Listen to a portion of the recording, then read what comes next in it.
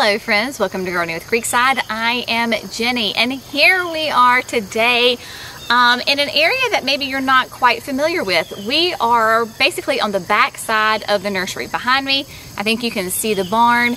This is the area of the nursery that we have got great plans for. This is an area that I have dreamed about developing gardens for many years. What we're going to do today is we are going to tackle the unruly spot behind me. If you can see underneath a lot of, these are poplars and maples. I think there's a sweet gum in there. All of these trees are native. We didn't plant any of them, but when we cleared this land for the nursery, we left them there and just thinned it out. If you have been around Gardening with Creekside for any length of time, you know that we really deal with a lot of natural springs that pop up here at the nursery. And the case in point is right behind me. A couple of years ago, that whole entire area was in beautiful fescue grass. We kept it mowed. It was just this nice area that we envisioned having like some seating and swings and different areas that customers could come and hang out. Who knows what happened, but these springs started popping up. And we have not been able to get in there and mow that area probably for at least 2 years now because it has stayed constantly wet. If it ever dries up, it would be late summer, early fall, around this time when the rains have ceased. That is where we find ourselves today. So what we are going to do is I am going to hop on the mower here in just a minute and I am going to cut all of that sedge grass as low as I can, so that way we can really get a feel for how the land is laying, maybe where is it naturally wet, where are those springs, because what we're going to try to do is once we find the source of those springs, we will do some digging and we will install a French drain just like we did over there on the other side of the shrub lot. I guess it was almost about a year ago now that we had to install that. If you want to see that video, check out the link above. So we're going to go ahead and get some French drains installed this fall. That way we can kind of reclaim the land that is behind us and make it useful for lots of gardens and just enjoyable spaces for our customers to come and relax and enjoy. So that is what we're going to do with this area right here. It shall be interesting to see how it goes. So we will, of course, show you all of that. But another area that you may not even know even exists, even if you've been here to the nursery, talking about springs, we have a pond. Didn't know if you knew that, but yes, Creekside Nursery has a pond. It's not super large, but it is a sweet little pond that is fed by a spring. At the top of the pond, there is a huge holly tree, and the spring is actually underneath that holly, and it fills this pond. We have a nice black tube, I don't know what you would call that other than it's a black pipe, that is on this end of the pond, so any kind of overflow will go and empty into the creek because it's just all same natural water. We dug this pond out even before the nursery was here because this spring was the source of why this whole bottom land flooded and was constantly wet and soupy and goopy and just nasty. So we said, well, hey, you know, why fight it? Let's just create a pond out of it. So here we go. Again, I have always dreamed of developing gardens around this pond, both down close into the water with water-loving native ferns, all sorts of fun things, and then creating beds that come out and swing around the whole entire pond. I think you can see, maybe if Jerry is showing it, on what would be my left side of the pond, we have a tree line in the woods, but there's a little strip of grass right there. And that strip of grass, although it doesn't look very good right now, it is mid-October, but I want to basically eliminate that grass because it's not very fun to mow. I'm always afraid I'm just going to end up in the pond in the mower. And it's going to make a beautiful garden. So this is going to be the vicinity that Franny's hydrangea is going to go. So if you remember just a couple of days ago, we talked about how Franny's hydrangea is going to get moved from the shade garden at the house. She's going to go over here. It's going to be the perfect spot for her because she will get sun in the morning and then she will get shade in the afternoon and she can get as big as she wants and it will be a nice focal point. So again, in the coming months, even years, we know that this is going to be a really like an ongoing project. We're going to develop lots of gardens here at the nursery to inspire our customers and viewers so that you can get ideas on how to incorporate trees and shrubs and perennials and annuals into your yard, because we have all sorts of fantastic growing conditions. We have dry shade, we have wet shade, sun, all sorts of things. So what we're going to do right now is I am going to hop on the mower. I have got my fun sunglasses from Walter's Gardens. Got this in Ohio when I was in Cultivate, so these have become my lawnmower glasses. Got my ear protection, so I'm gonna hop on the mower and have some fun.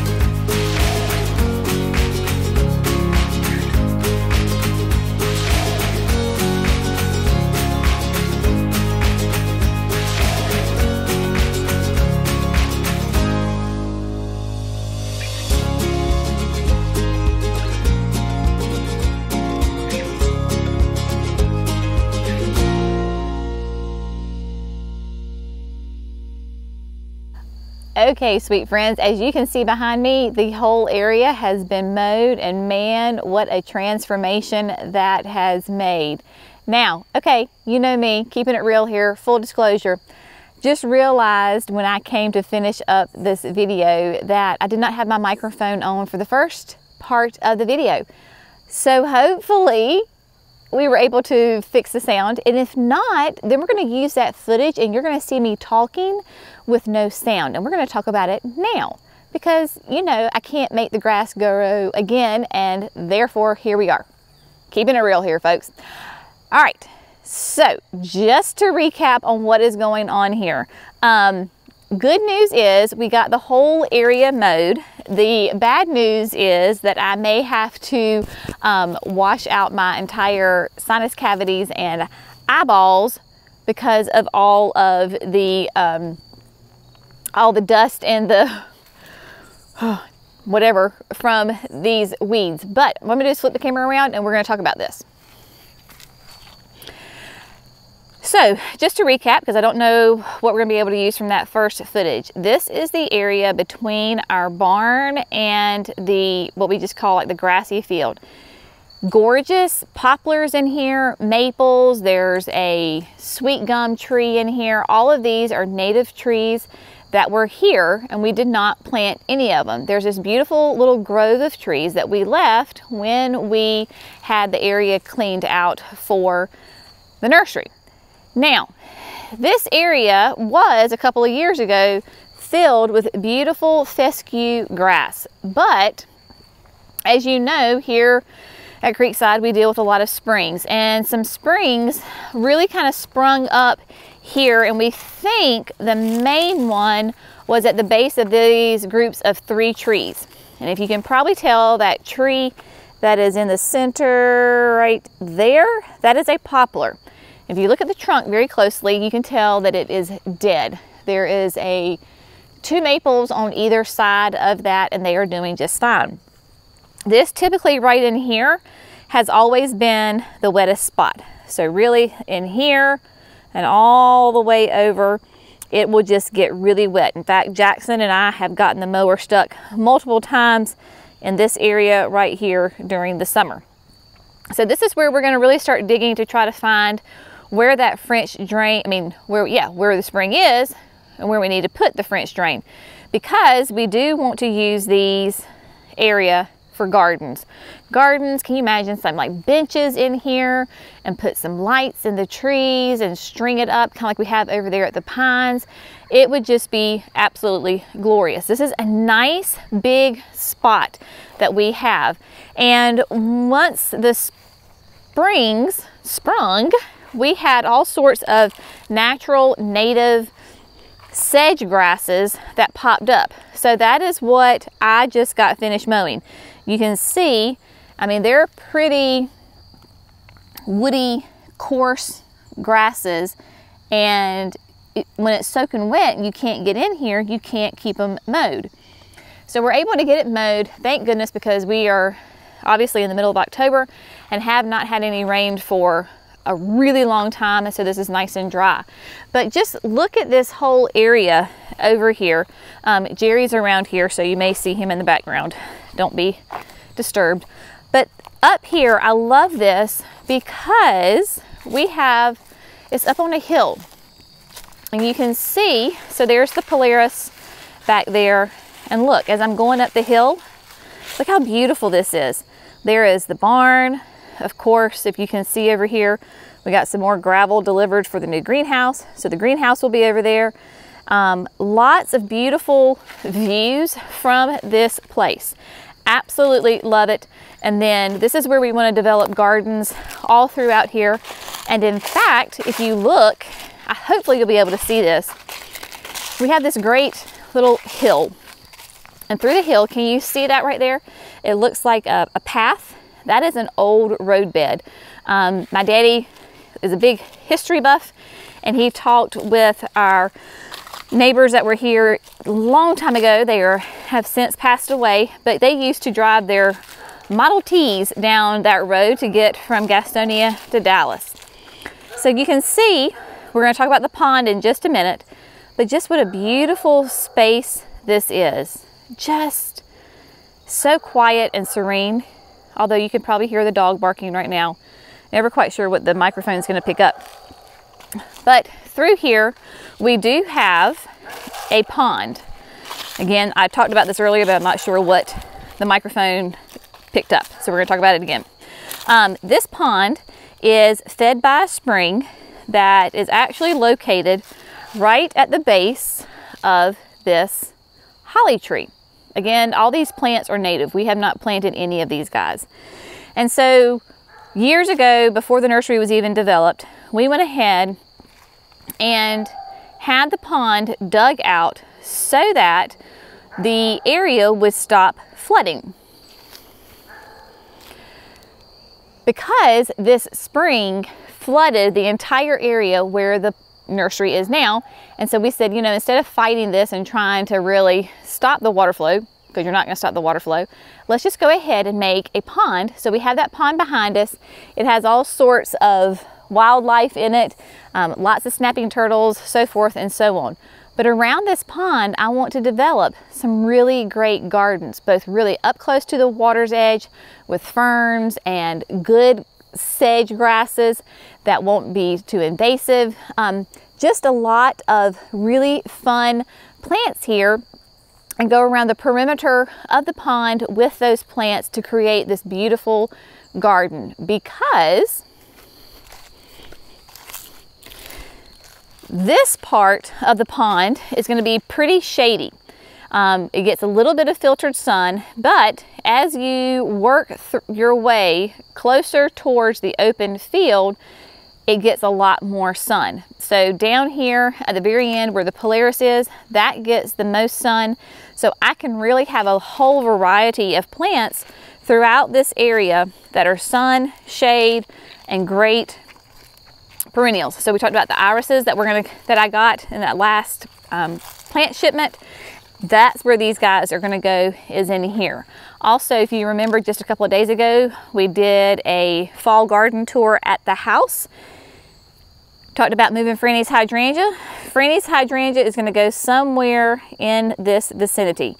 This sweet thing right here, other than that sweet thing, this sweet thing is a Jane magnolia. She is doing great, wonderful there. But Franny's hydrangea is going to go in this vicinity somewhere.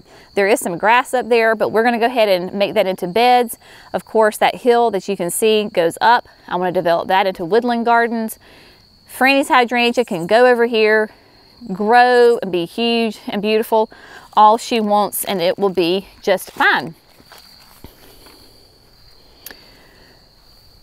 So this project for today, at least the initial part, is complete because we got all of that grass mowed down really far so we can really see how the land is laying. We will need to now take out that poplar tree that is dead, and Jerry will begin to explore and see if he can find the source of the spring, because like I said, we kind of have an idea of where it is, and once he starts digging with the bobcat, that water will percolate up pretty quickly. And then of course, if we get some rain sometime soon, that will certainly help. But again, I told you earlier, we got tons and tons of projects up our sleeve and in our brains that just need to get out and start working on that. You know us, if you've been around Creekside for very long, that we are constantly moving, constantly doing projects. So we have lots of things going on, lots of fun things. We're not going to do like big projects like the patio or building a greenhouse. Somebody else is going to build the greenhouse, but not us. This is the kind of stuff that we just really thoroughly enjoy, because for us, these are small projects.